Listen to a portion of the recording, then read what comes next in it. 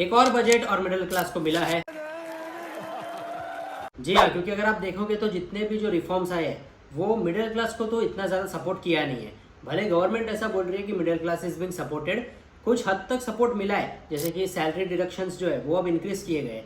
लेकिन जो इन्वेस्टर्स है, स्पेसिफिकली स्टॉक इन्वेस्टर्स, उनके लिए तो ये बहुत ही ज़्यादा भयंकर बजट था, क्योंकि जो LTCG STCG जिसमें डिक्रीज की अपेक्षा की जा रही थी वो बढ़ा दिए गए हैं, क्योंकि जो बजट से इन्वेस्टर्स की एक्सपेक्टेशन थी उसके एग्जैक्ट अपोजिट बजट का रिजल्ट आया है। तो आज की वीडियो में हम इन डिटेल पूरा कंसेप्ट जानेंगे कि ये STCG बढ़ा है, LTCG बढ़ा है, तो इसका क्या इंप्लीकेशन है, क्या इंपैक्ट है, with detail calculations and real life examples. साथ ही साथ जो हमारी ट्रेडिंग कम्युनिटी है, जो फ्यूचर्स एंड ऑप्शंस में इंडिया के अंदर ट्रेड करती है, उनके लिए भी एक बुरी खबर है कि जो STT रेट्स है, यानी कि सिक्योरिटी ट्रांजेक्शन टैक्स, वो मोर देन डबल हो चुका है। तो अब ये किस तरह इनको रियल लाइफ में इंपैक्ट करेगा, इसके भी लाइव एग्जांपल्स देखेंगे। तो LTCG, STCG और STT यानी कि सिक्योरिटी ट्रांजैक्शन टैक्स, ये तीनों के रिगार्डिंग आपके मन में जो कोई भी डाउट रहेगा वो आज की ये वीडियो देखने के बाद आई गारंटी यू कि क्लियर हो जाएगा। तो चलिए बिना किसी रुकावट के आज की वीडियो की तरफ बढ़ते हैं और जान लेते हैं that how STT, LTCG and STCG will impacting the investors and traders of the Indian stock market. तो सबसे पहले LTCG, STCG ये है क्या? तो जिनको कुछ भी नहीं पता उनको ये बता दूं कि ये एक टाइप के टैक्स है जो आप गवर्नमेंट को पे करते हो based on the profits you have made from your stock investments.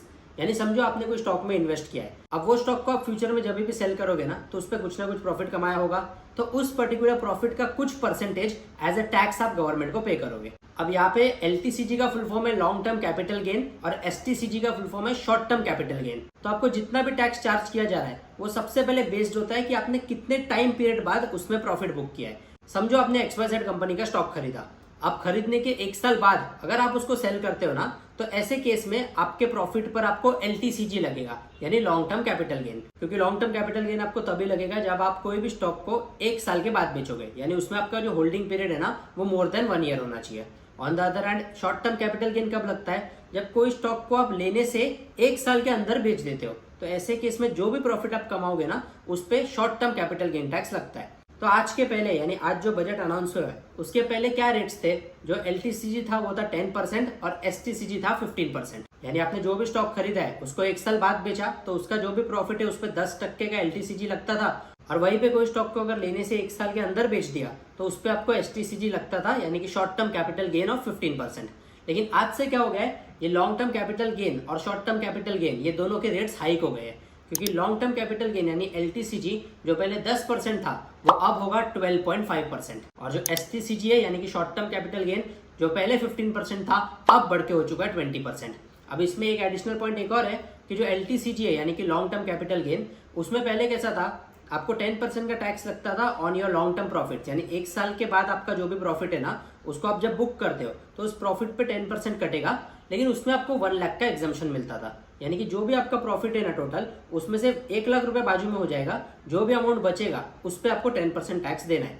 लेकिन अभी ये जो 1 लाख की एग्जम्पशन लिमिट है ना इसको भी बढ़ा दिया है, जो हो गई है 1.25 लाख की, यानी 1,25,000। यानी कि LTCG का रेट तो बढ़ाया गवर्नमेंट ने 10% से 12.5% कर दिया, लेकिन जो एग्जेम्पशन की लिमिट है उसको भी बढ़ाया है, जो पहले 1 लाख थी वो अब 1.25 लाख है, यानी कि 1,25,000। तो अब रियल लाइफ में ये आपको LTCG STCG का कैलकुलेशन में करके दिखाता हूँ, जहाँ पे आप स्क्रीन पे देखने के बाद इन डिटेल समझ जाओगे that how it is gonna work. तो सबसे पहले LTCG का एग्जाम्पल लेते हैं। अब ये है मिस्टर राहुल।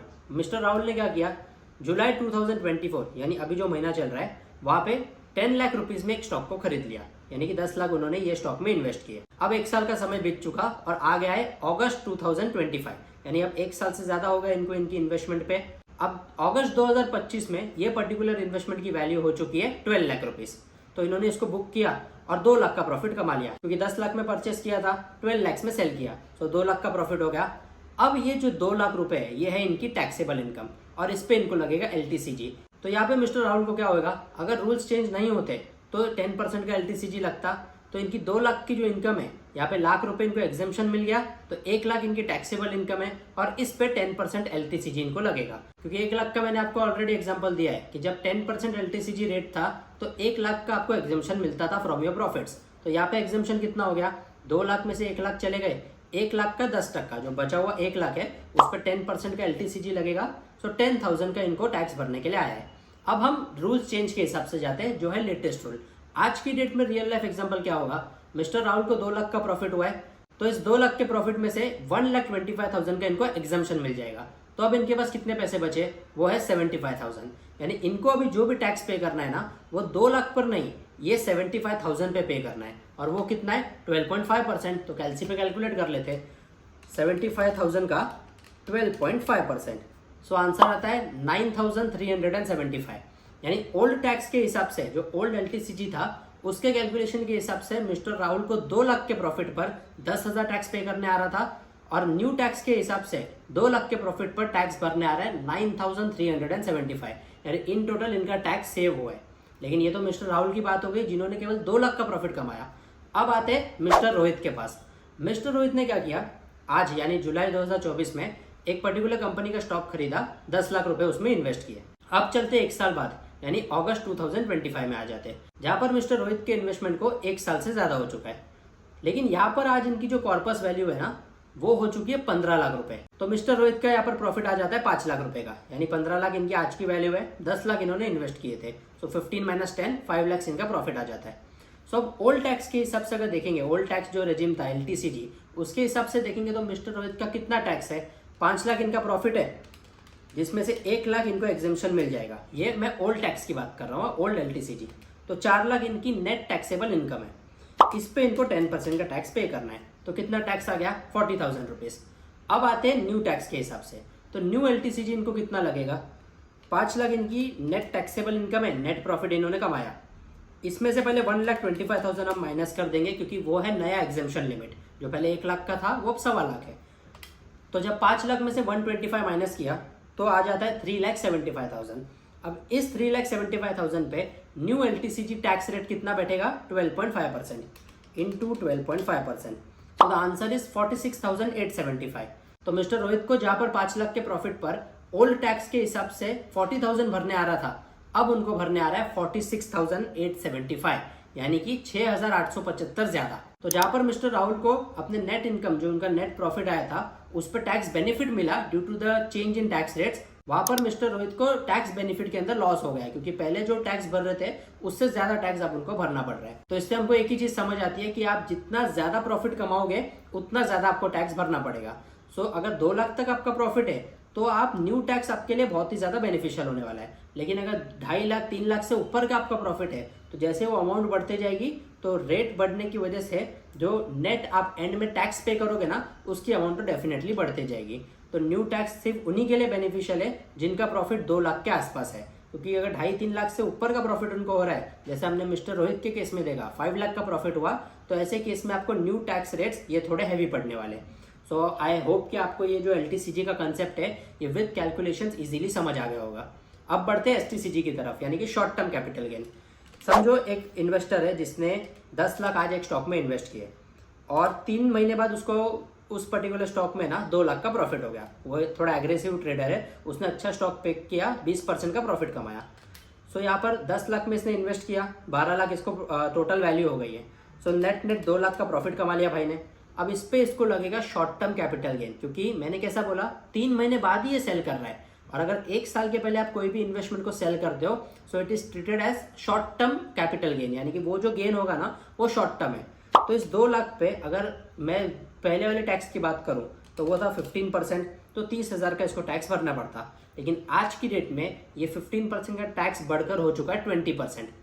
सो 2 लाख की इनकम पर इस पर्टिकुलर बंदे को 20% का टैक्स भरना पड़ेगा, विच कम्स आउट एट 40,000। तो शॉर्ट टर्म कैपिटल गेन्स में तो कोई भी बेनिफिट किसको भी नहीं मिलने वाला है, क्योंकि क्लियरली जो रेट है वो 15% से 20% बढ़ चुका है। तो जो भी आप इनकम कमाओगे उसका बड़ा हिस्सा एज अ टैक्स आप अभी पे करने वाले हो। तो सिंपल एक ही चीज ध्यान रखो कि शॉर्ट टर्म गेन्स के पीछे मत भागना, फंडामेंटली स्ट्रॉन्ग कंपनीज में इन्वेस्ट करो फॉर द लॉन्ग टर्म, ताकि टैक्स में भी बेनिफिट मिल जाए और definitely over the period of time आपकी वेल्थ भी बढ़ते जाए। सो this was the exact implication of the new tax rates, यानी कि LTCG और STCG, इसमें क्या चेंजेस हुए हैं और वो किस तरह इन्वेस्टर्स की वेल्थ को इम्पैक्ट करने वाला है, वो इन डिटेल हमने विद कैलकुलेशन समझ लिया।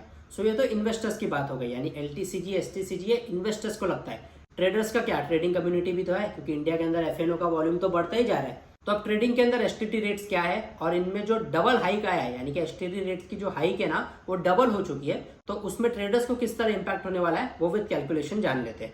तो सबसे पहले STT होता क्या है, तो STT stands for securities transaction tax. ये एक ऐसा टैक्स है जो आपका ब्रोकर, आपका जो एक्सचेंज है ना, वो आपसे कलेक्ट करता है और गवर्नमेंट को पे करता है। यानी कि on behalf of government exchange collect STT from an individual trader.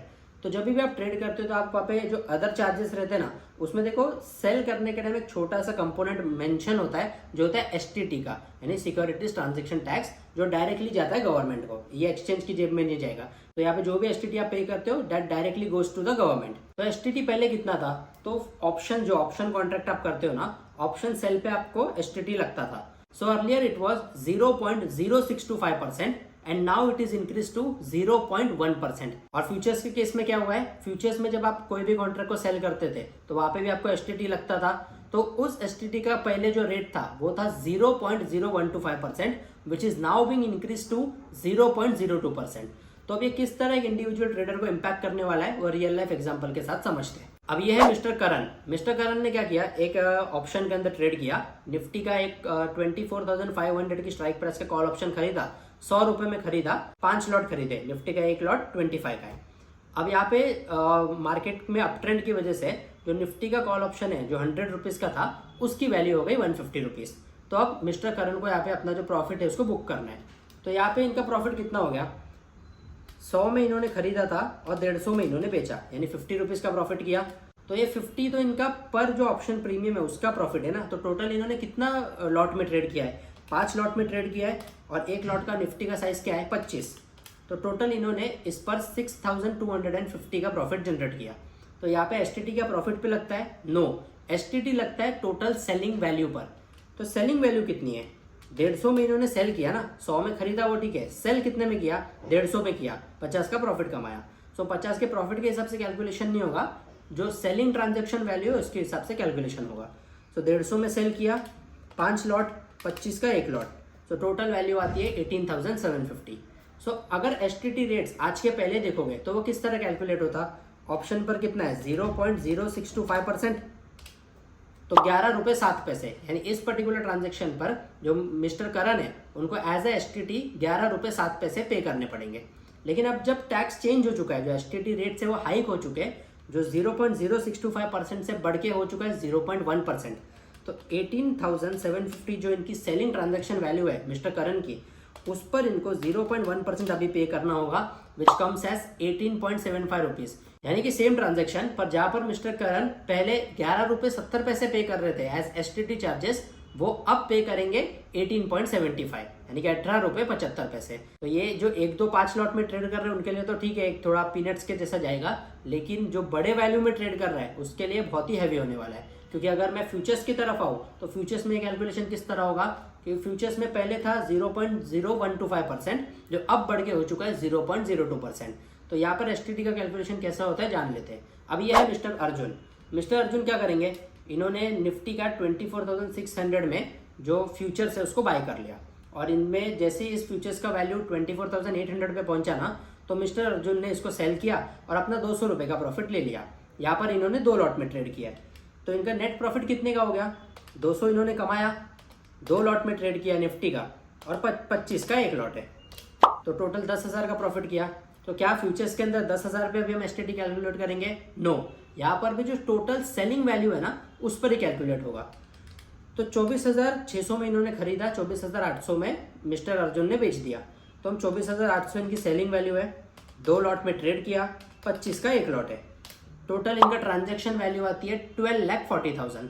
तो पहले अगर STT कैलकुलेशन हम करते हैं पहले के रेट के हिसाब से, तो वो आता था 0.0125%, यानी कि 155 रुपये। 10,000 का जो प्रॉफिट हुआ टोटल ये ट्रांजैक्शन में, इनको STT जो गवर्नमेंट को पे करना होगा वो है 155 रुपये। अब आज के दिन में आ जाते हैं, 12,40,000 का ट्रांजैक्शन वैल्यू है, इस पर अभी जो फ्यूचर्स को STT रेट्स है वो क्या एप्लीकेबल है, 0.02%। तो इस पर 0.02% में कैलकुलेट करता हूँ तो मिस्टर अर्जुन को STT भरने आता है 248 रुपीज़, यानी कि सेम ट्रांजैक्शन जहाँ पर पहले मिस्टर अर्जुन केवल 155 रुपये पे कर रहे थे, वही सेम ट्रांजेक्शन पर अब मिस्टर अर्जुन को पे करना होगा 248 रुपीज। यहाँ पर मिस्टर अर्जुन ने 2 लॉट में ट्रेड किया, किसी ने 20, 25, 50 लॉट में ट्रेड किया है, तो डेफिनेटली उसको तो बहुत ही बड़े एसटीटी चार्जेस पे करने पड़ेंगे। So this was the exact impact of STT rates on the futures and option segment in India. आशा करता हूँ कि आपको एसटीसीजी, एलटीसीजी और एसटीटी रेट्स ये तीनों में जो चेंजेस गवर्नमेंट ने किए इन दिस पर्टिकुलर बजट, उसका जो पूरा इंप्लीकेशन है वो इन्वेस्टर्स और ट्रेडर्स दोनों के पर्सपेक्टिव से इन डिटेल समझ गया होगा।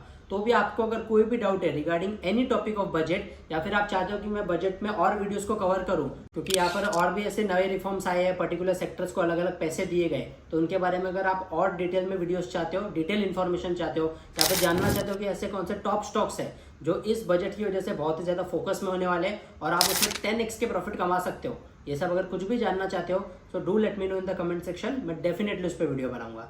बाकी ये वीडियो की इन्फॉर्मेशन अगर आपको पसंद आई हो तो please like the video, share it with maximum peoples, ताकि बहुत से आपके जो ट्रेडर, इन्वेस्टर्स, जो जितने भी फ्रेंड्स हैं उनको ये एसटीटी, एलटीसीजी और एसटीसीजी के रेट्स के बारे में प्रॉपर क्लैरिटी मिल जाए।